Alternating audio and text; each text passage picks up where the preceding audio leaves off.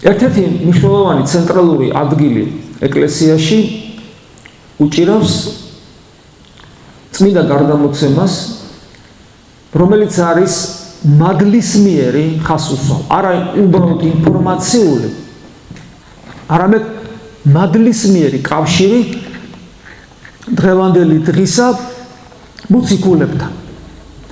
მოციქულებს კი, ესე იგი, სულიწმინდის გარდამოსვლიდან კავშირი აქვს პირდაპირ ღმერთთან. ანუ ეს მადლისმიერი, რას ნიშნავს მადლისმიერი კავშირი? კიდევ ერთხელ ხას უსვავ იმას, რომ ეს არ არის ინფორმაციული გადმოცემა. მოციქულმა მიიღო ეს ცოდნა ქრისტესაგან და მერე ეს განემარტა სულიწმინდა ღმერთის მიერ ქრისტეს ამაღლებიდან მეათე დღეს, ანუ აღდგომიდან 50 დღეს და ეს ინფორმაცია, რაც მიიღო მოციქულმა, გადასცა თავის მოწაფეს. იცი რა, ესე და ესე იყო. მერე იმან გადასცა თავის მოწაფეს, ესე და ესე იყო და მოვიდა დღემდე, ასე და ასე ყოფილაო. ეს არ არის გარდამოცემა. ძალიან ხშირად წაიკითხავთ ხოლმე სამწუხაროდ ძალიან ხარიბულად დაწერილ კატეხიზმოებში, რომ გარდამოცემა არის ზეპირის სიტყვიერი გადმოცემა, რომელიც მოციქულებიდან მომდინარეობს. ესე არ არის. გარდამოცემა არის მადლისმიერი. ეს არის ქრისტიანული სწავლება. ანუ ეს რას ნიშნავს? ეს ნიშნავს იმას, რომ მართალია მოციქულის სიტყვით გადაცემდა მოწაფეს ესე და ესე იყო და ის კიდე თავის მოწაფეს, მაგრამ ეს არ არის საკმარისი. გარდამოცემაში იგულისხმება მადლის გადაცემაც. მადლის. ანუ ღმერთი თავის ენერგიებით, საღვთო ენერგიებით, რომელსაც ქართულად ძალიან ლამაზი სიტყვა მადლი ქვია, მადლი არის ღვთის ენერგია. და ღვთის ენერგიით ღმერთი არის ჩვენთან ყოველთვის, იმიტომ რომ ეს ენერგია ღმერთის ცოცხალი ხელია. ყოველ თაობაში, ყოველ ახალ თაობაში, ეკლესიაში მადლი არის და მოდის და თავიდან გვასწავლის. რასაც ასწავლიდა ის მოციქულებს, იგივეს გვასწავლის ჩვენ. რასაც გვასწავლის ჩვენ, იგივეს ასწავლის ჩვენ შემდგომ თაობას. ამიტომ ცოდნის მიღება ეკლესიაში ხდება ორი გზით. ეს არის ობიექტურად მოსული ცოდნა, უბრალოდ გარედან მოსული ცოდნა, როდესაც მე მასწავლიან, ეს ერთი და მეორე შინაგანად სულიწმინდის მადლის მიერ, როცა ადამიანი განისწავლება, როცა ესენი ერთმანეთს ემთხვევა, მე უკვე ვარ დარწმუნებული, რომ ეს ცოდნა, რაც მე მაქვს, არის ღვთისგან. თუ მათ შორის თანხვედრა არ არის, ესე იგი რაღაცა პრობლემასთან აგვაქვს აქ. ეს არის ძალიან მნიშვნელოვანი, რომ გვახსოვდეს. ესე იგი, როგორც გითხარით, ეკლესიაში მთავარი ცენტრალური ადგილი, ერთ-ერთი მთავარი ცენტრალური ადგილი უჭირავს წმინდა გარდამოცემას, როცა მე ვიღებ ცოდნას, ოღონ არა მარტო ინფორმაციულს, არამედ მადლის მიერ, როცა და ისინი ერთმანეთთან თანხვედრში უნდა იყოს. წმინდა გარდამოცემის ყველაზე ესეთი თვალსაჩინო წმინდა გარდამოცემაში, მოდი ესე ვთქვათ, ყველაზე თვალსაჩინო ადგილი უკავია წმინდა წერილს, ბიბლიას. ანუ ეკლესიაში ერთ-ერთი ყველაზე მნიშვნელოვანი არის ბიბლია. ბიბლიაში ყველაზე მნიშვნელოვანი არის ახალი აღთქმა. ძველი აღთქმა, ეს არის ის აღთქმა, რომელიც მისცა ღმერთმა აბრაამს, ეს ამას ძალიან გთხოვთ ხაზი დაუკვირდეთ. ღმერთი, ანუ სამყაროს ცოცხალი შემოქმედი წარმოვიდგინეთ, ხო? ეს მე ამას ხშირად ამბობ ხოლმე, რომ აი ხამე განსაკუთრებულად რო ახედავ ვარსკვლავებიან ცას, თუ ქალაქის განათება ხელს არ გიშლით და აი განსაკუთრებით მთებში. აი ამ საოცარ უკიდეგანო სამყაროს რო ხედავ და გაიაზრებ, რომ აი ვინც შექმნა ის მოვიდა შენთან. მან დაგიდო შენ აღთქმა, როგორც აღთქმა პირობაა, კაცი პირობას დაუდევს. ანუ ღმერთმა პირობა დადო ადამიანთან, ეს როგორი საოცრებაა, იცი? აბრაამს დაუდო ეს პირობა. აბრაამის გამო იაკობს მიშვილს და აბრაამის გამოვე ასევე უბრალოდ აბრაამის გამო ისააკს მიშვილს და აბრაამისვე გამო ისააკის შვილს იაკობს. აბრაამი, ისააკი და იაკობი. ეს არის ძველი აღთქმა. და მთელი ბიბლიის ეს ისტორია, ძველი აღთქმის ისტორია არის სწორედ აღთქმა, აი აბრაამთან უფლის მიერ დადებული აღთქმა და მე ამ აღთქმის, ანუ ამ პირობის შესრულება. შემდეგ დგება ახალი აღთქმა. ახალი აღთქმა. აღთქმა ისო პირობა. ვის დაუდო პირობა ღმერთმა ახალ აღთქმაში? ეს არის ძალიან მნიშვნელოვანი. და განსაცვიფრებელი იცით რა არის აქ რომ თუ მაშინ პირობა ღმერთმა, ანუ აღთქმა დაუდო ერთ კაცს, იმიტომ რომ ეს კაცი იყო საოცრად მართალი და ისეთი თავგანწირული რწმენა ჰქონდა, რომ მზად იყო შვილიც გაეწირა, თქვენ ეს იცით ბიბლიის ისტორიიდან, ახალ აღთქმაში. ღმერთი, ანუ იქ ღმერთი იმდაბლებს თავს. თუ კაც, ადამიანი, ხო? დავით მეფსალმუნი ამბობს, რომ რა არისო კაციო ღმერთო, რომ აი ესე მოხედე მასო, ანუ როგორ შეიძლება რომ შენ ესე იმდაბლებ, რომ კაცზე ზრუნავ, რას წარმოადგენს ადამიანი, ხო? ერთის მხრივ, ესე შეიძლება ითქვას. და დავითს ეს უკვირს და აღთოვანებულია ღმერთის სიყვარულითა და სიმდაბლით. თუ ახალ აღთქმაში ჩვენ ხედავთ, ძველ აღთქმაში ხედავთ ამ საოცრებას, რომ პირობას დებს ა ブラ ამთან აღთქმას და გვიკვირს. ახალ აღთქმაში ღმერთი პირობას დებს ყველა ადამიანთან, ანუ ყველა ქრისტიანთან. წირვაზე ვინც ნამყოფია, ალბათ იცის. სვითამისგან ყოველთა ესი არის სისხლი ჩემი და მე რასაც მოდის აღლისა აღთქმისა. თქვენთვის და მრავალთათვის დათხეული. ხოლო ეს სიტყვები როგესმით ყველას ვისაც წირვა უყვარს, წირვა უნდა მოენატროს იმ წამს. იმიტომ რომ წირვის დროს ჩვენ ვესწრებით საიდუმლო სერობას, რომელიც ჯერ არ დასრულებულია. საიდუმლო სერობა კი არ მოხდა 2000 წლის წინ და კი არ დამთავრდა, არ დასრულებული. ამიტომ ის დღემდე გრძელდება, სანამ ეს სამყარო იარსებებს და მე მარადისობაში კვლავ გაგრძელდება, რა თქმა უნდა, სხვა ფორმებით, იმიტომ ფორმებს პრინციპულ მნიშვნელობა არ აქვს, როცა ჩვენ მუდამ ვიქნებით ქრისტესთან.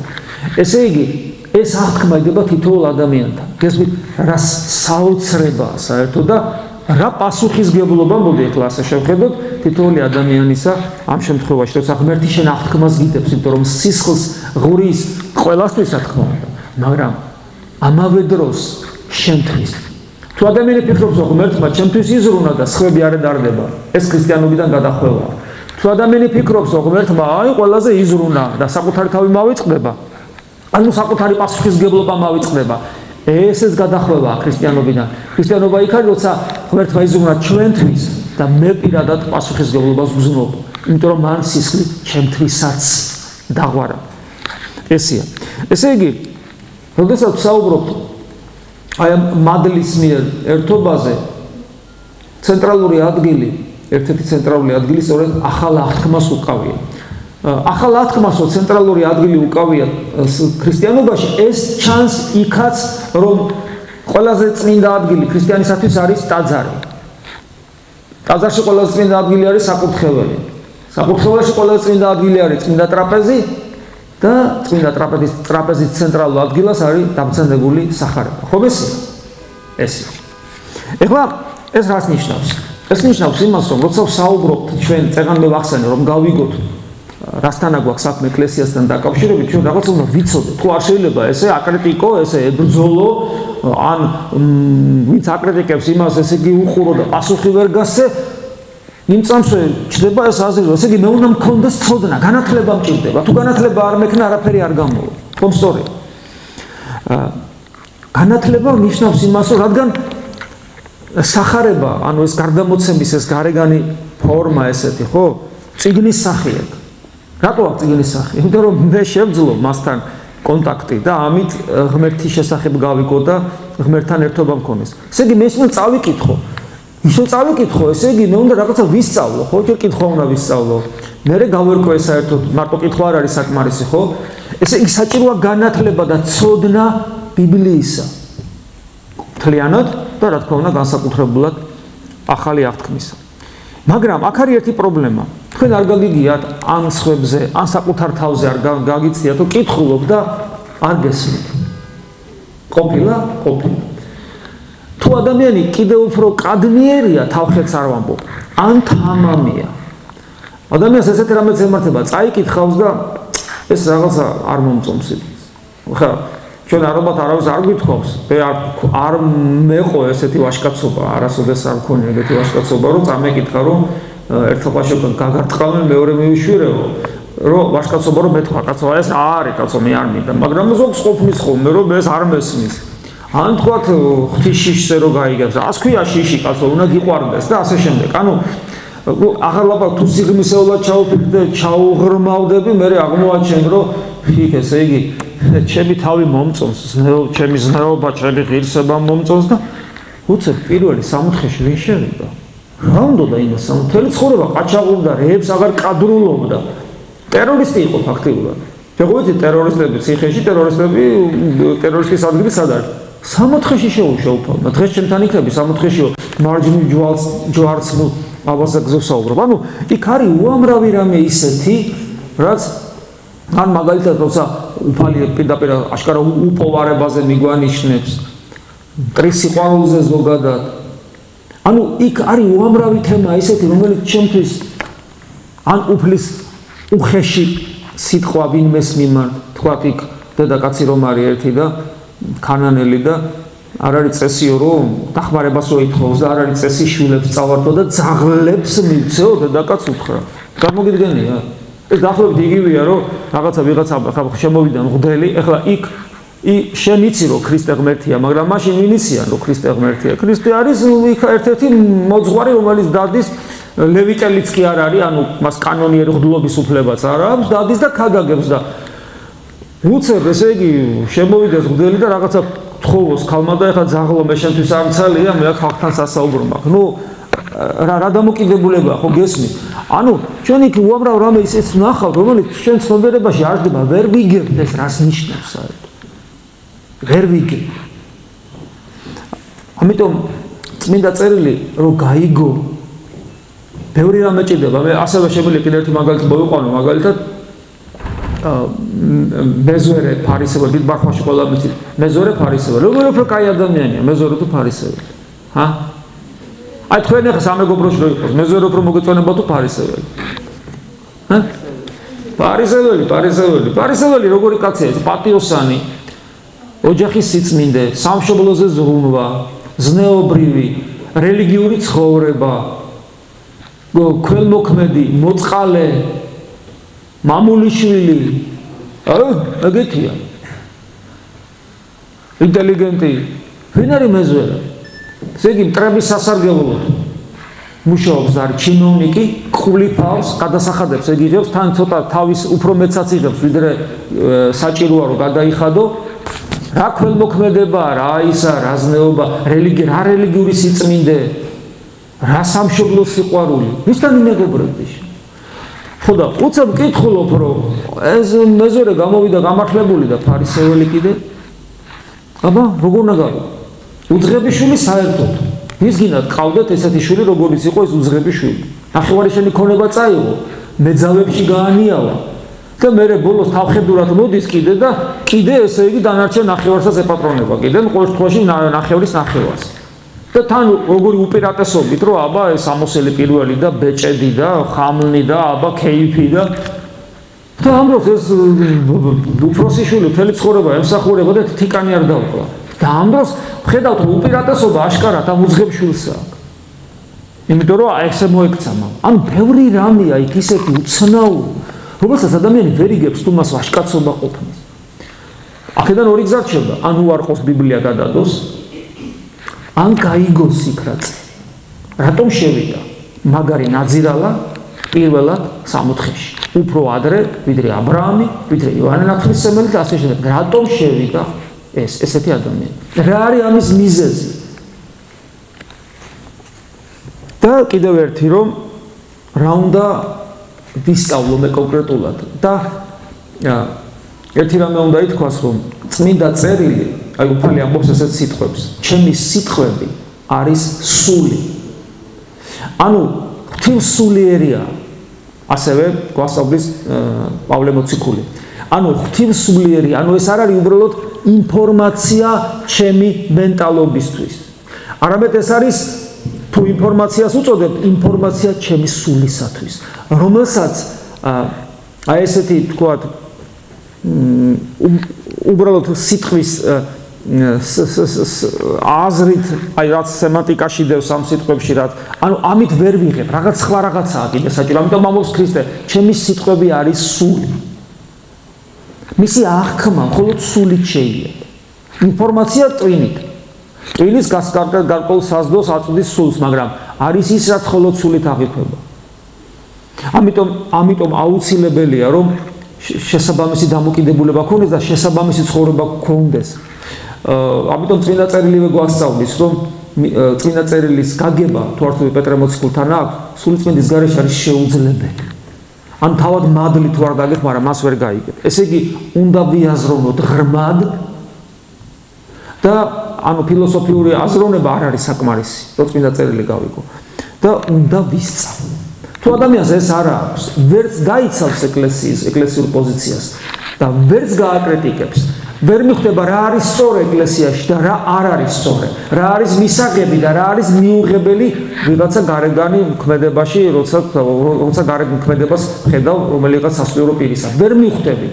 იმიტომ რომ მე არ მესმის არსი ქრისტიანობის, იმიტომ რომ არ მესმის ის გარდამოცემა, რომელიც ცენტრალურ ადგილას არის დავანებული, დაბრძანებული ეკლესიაში.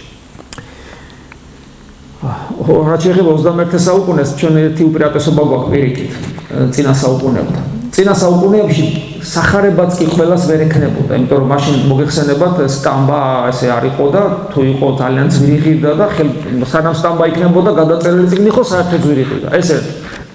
და მეორე, განმარტება უნდა. ყველაზე კარგად ვის ესმოდა ბიბლია, როგორ ფიქრობთ? იმ ადამიანებს, რომლებიც ქრისტეს პერიოდში ახლოს ცხოვრობდნენ, მოციქულთა მოწაფეებს, ხო? უბრალოდ ყველა სახარება ყველაზე კარგად ესმით თავად მოწაფეებს. ამიტომ თქვათ, თვითონ სახარების 4 თავის განმარტება შეიძლება ჩავთვალოთ ეპისტოლეები. ახალი აღთქმა შედგება 2 წიგნისაგან. ახალი 4 სახარება და მოციქულთა საქმეები და მოციქულთა წერილები აპოკალიფსის ჩათვლით. ეს 27 წიგნია. ესე იგი, სამოციქულო მოციქულთა წერილები არის განმარტება 4 თავის. ამიტომ ვინც მარტო სახარებას კითხულობს, მას ბოლომდე ვერ გაიგებს თუ სამოციქულოც არ იკითხა. შემდეგ ვის ესმით ყველაზე კარგად სახარება? ვინც მოციქულთა მოწაფეები იყვნენ. შემდეგ იმათი მოწაფეები და აღმოვაჩენთ, რომ ეს ნაწერები, ვინც იცნობს სახარებას, ჩვენზე უკეთ, იმიტომ რომ ქრონოლოგიურად, რეგიონალურად, ენობრივი თვალსაზრისით, ტრადიციებით, ცხოვრების წესით იქ ახლოს არიან და უფრო კარგად იგებენ, რისი თქმა უნდა უფალს, თქვა, როცა გარკვეულ თემებზე საუბრობს. ეხლა მაგალითად ესეთი რაღაცა, იყავით ბრძენი, ვითარცა გველი და უმანკონი, ვითარცა ტრედნი. ეხლა ჩვენ გვესმის რაც ნიშნავს, იმიტომ რომ გველი რისი სიმბოლოა სიბრძნის. ეს მეტნაკლებად 21 საუკუნეში ჩვენთვის ცნობილია, მაგრამ არის რიგი თემები შეიძლება იყოს, რომელიც მე ვერ გავიგო თუ არ გავიგებ, როგორ ესმოდათ იმ წმინდა ადამიანებს, რომელსაც ეკლესია წმინდა მამებს უწოდებს, მაშინ სახარება. ამიტომ სახარების გაგებისათვის, რომელიც ღვთივსულიერია, ჭირდება ღვთივსულიერად მაცხოვრებელი წმინდა მამების განმარტებები. აუცილებელია დღეს 21 საუკუნეში თითოეულ თქვენთაგანს მთელი ტომეულობა შეიძლება გქონდეს წმინდა მამების და ამისათვის საჭირო არ არის არც ერთი თეთრი წილე ძვირია. ინტერნეტში ყველაფერი არსებობს, აბსოლუტურად ყველაფერი. ამიტომ დღეს დიდი უპირატესობა გვაქვს 21 საუკუნის ქრისტიანებს, იმიტომ რომ ჩვენ შეიძლება ყველაფერი ვიცოდეთ, რაც იმდენი რომ მაშინ ძველ ადამიანს არც კი დაესიზმრებოდა.